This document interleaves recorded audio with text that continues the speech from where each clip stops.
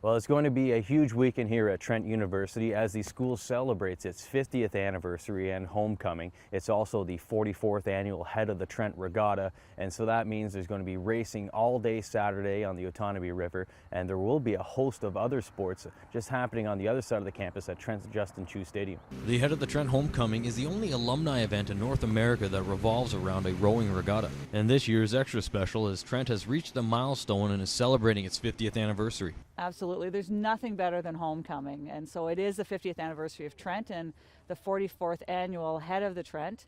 And there's 7 other varsity sports that are happening between Friday and Sunday. So we're expecting over 1,200 athletes to appear on campus and thousands of spectators. So we encourage everyone to wear their green and white and come out and be part of this outstanding community event. The largest one-day regatta in the country, the Head of the Trent was started 44 years ago and has consistently grown each year. It's an event that started with 13 boats in 1970, and this year we're hoping to run about 435 boats through the course, if possible, during the course of the day. So it has grown and grown. The event is not just for students and alumni. Organizers want the public to come out and cheer on the Trent green and white. I called it a community event, although it's on our campus, on our house, at our house. It's for families to come out, bring your friends. It's that school spirit and that community spirit. So when our athletes put on the green and white, not only are they proudly representing Trent, but they're representing Peterborough. From varsity soccer to rugby, volleyball, and lacrosse to rowing, there's lots to take in and plenty of vantage points along the Otonabee River to watch the races. This is an event for the whole community to come and see and spend time on an incredible Parks Canada waterway. So the Trent Severn Canal is probably one of the most wonderful pieces of water that I've ever rode on. The varsity sports action begins Friday night and runs all weekend long. Well, from the water to the turf now, hundreds of students gathered at Beavermead Park today to take part in the Peterborough and County Catholic Elementary School Board cross-country meet. The student runners, ranging from grade 3 to grade 8, were all competing for the chance to represent their school at the Peterborough, Victoria, Northumberland, and Clarington School Board event. The top 2 finishers from each school in their division will advance to the board-wide meet on October 7th. And good luck to all those who are competing. And so that's our first look at sports. Stay tuned. Megan Roy will have the full sports roundup on Newswatch. Now let's go back to the studio. Good evening. Welcome to Newswatch. I'm Jesse Thomas, and here's what's made news this weekend. The fall season is a beautiful time of year, but the changing of the leaves makes for a perfect picture no matter where you look. And for art lovers, it also means the annual Kawartha Autumn Studio Tour is on and celebrating its 30th year. It wasn't a debate. Instead, it was a unique idea that brought town ward candidates out onto the street for an informal conversation with residents, aimed to give both sides a better understanding of the issues and where the candidates stand. Well, that's all the time we have for now. Thanks for watching. Stay tuned. The Weekend Review is up next.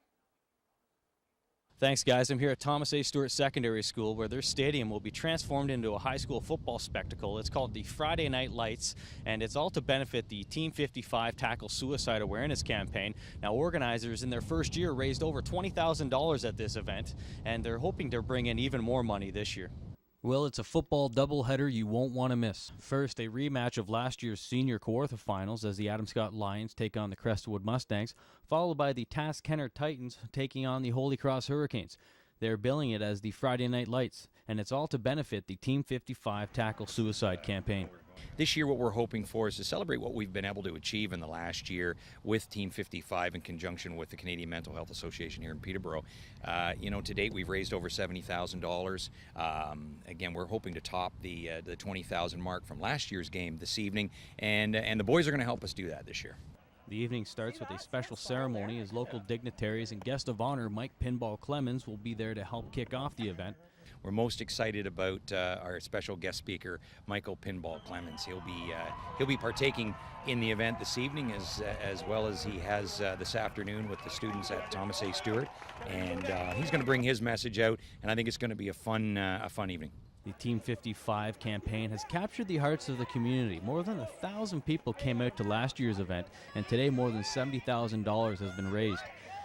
But most importantly, people are talking about suicide now. And that's the most important thing, is that people now don't feel stigmatized by the fact that they may be having troubling thoughts. So they're coming forward for help, and the sooner we can provide that help, the better. Money raised has gone into educational programs to help the public better understand that side of the mental illness.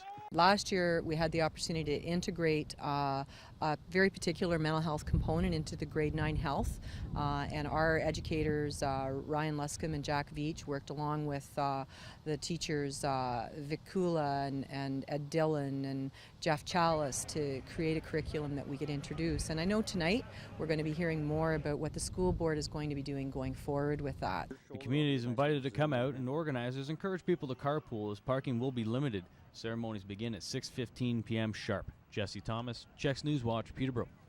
And that's your first look at sports. Stay tuned. Megan Roy will have your full sports roundup on Newswatch, but for now, let's go back to the studio.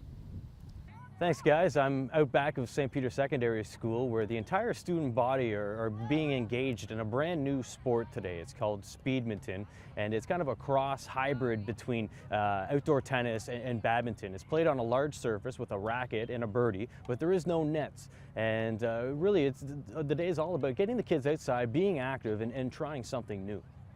You've probably never heard of Speedminton, but the students at St. Peter's Secondary School have. They spent the day testing out the new sport.